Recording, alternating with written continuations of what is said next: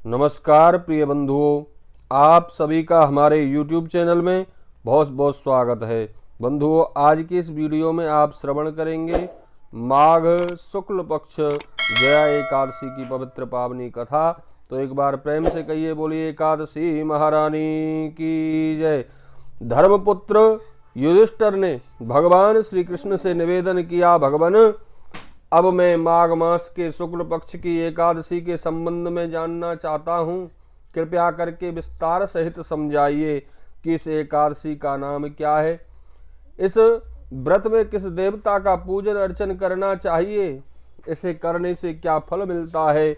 इससे संबंधित कोई कथा हो तो उसे भी सुनाने की कृपा करें। इन चर्चाओं में आपकी श्रीमुख से अमृत जैसी वाणी द्वारा मुझे बड़ा आनंद आ रहा है। भगवान श्री कृष्ण ने उत्तर में कहा, हे कुंती पुत्र, माघ मास के शुक्ल पक्ष की एकादशी का नाम है जया। इसका व्रत करने से प्राणी भूत प्रेत पिशाच आदि बुरी योनियों से छुटकारा पा लेता है। अतः विधि पूर्वक भगवान का पूजन अर्चन करके इस व्रत को करना चाहिए। श्री कृष्ण क्षण भर चुप रहकर पुनः बोले, अब तुम इस व्रत के महात्म्य की कथा को ध्यान पूर्वक सुनो। भगवान श्री कृष्ण कहते हैं, युधिष्ठिर, एक बार स्वर्ग लोक के राजा इंद्र देवताओं के उपवन नंदन वन में मनोरंजन के लिए विहार कर रहे थे। चारों ओर उत्सव का वातावरण था। गंधर्वों का गायन और गंधर्व कन्याओं का नृत्य चल रहा था। वहां एक गंधर्व कन्या ने एक गंधर्व को देखा।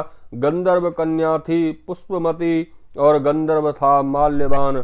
पुष्पवती माल्यवान की ओर आकर्षित हो गई और अपने हाव भावों से उसे रिझाने लगी। माल्यवान भी उसकी ओर आकर्षित हुआ और अपने गायन का सुरताल भूल गया। फल यह हुआ कि संगीत की लय गड़बड़ हो गई। संगीत का सारा आनंद बिगड़ गया। सभा में जितने भी देवता उपस्थित थे उनको यह अच्छा नहीं लगा। इंद्रदेव को भी यह बुरा लगा और उन्हें क्रोध आया, क्योंकि संगीत एक पवित्र साधना है और इसको भ्रष्ट करना महान अपराध है।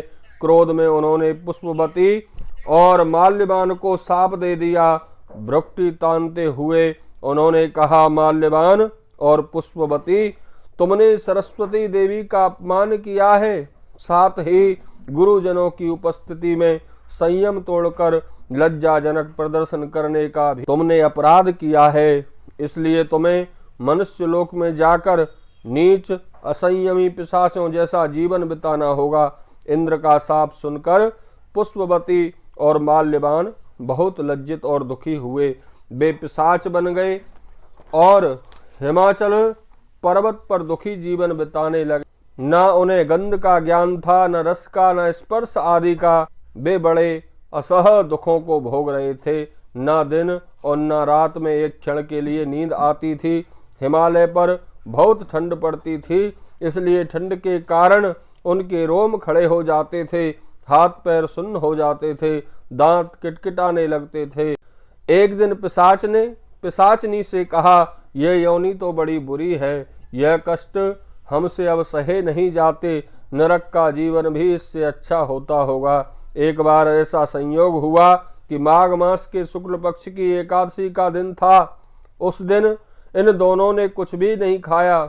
इस दिन उन्होंने कोई कुकृत्य भी नहीं किया, केवल फल फूल खाकर दिन बिता दिया और दुख के साथ पीपल के पेड़ के नीचे बैठे रहे। सूर्य नारायण अस्त हो गए तो ठंड के कारण इन्होंने एक दूसरे से सटकर बड़ी मुश्किल से रात काटी। अगले दिन प्रातः काल में ही इनका प्राणांत हो गया।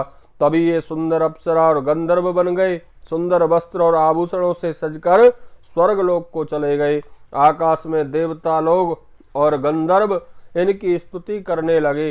इन दोनों ने स्वर्ग में जाकर इंद्र को प्रणाम किया। इंद्र ने उन दोनों को देखा तो इंद्र आश्चर्य में पड़ गया। उसने उन दोनों से पूछा, तुम्हारी पिशाच योनि कैसे छूटी?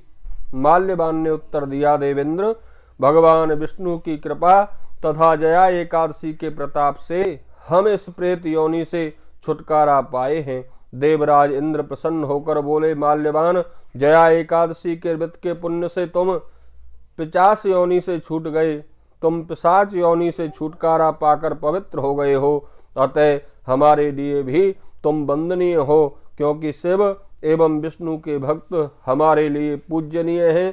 तुम दोनों धन्य हो, अब यहाँ आनंद पूर्वक रहो। श्री कृष्ण ने कहा, धर्मराज युधिष्ठिर, इस जया एकादशी का व्रत करने से बुरी योनियों से छुटकारा मिल जाता है। जो भी इस व्रत को कर लेता है, समझ लो वह सब तप यज्ञ ज्ञान दान आदि कर चुका है, स्वर्ग में निवास कर आनंद भोगते हैं। बोलिए विष्णु भगवान की जय। एकादशी महारानी की जय।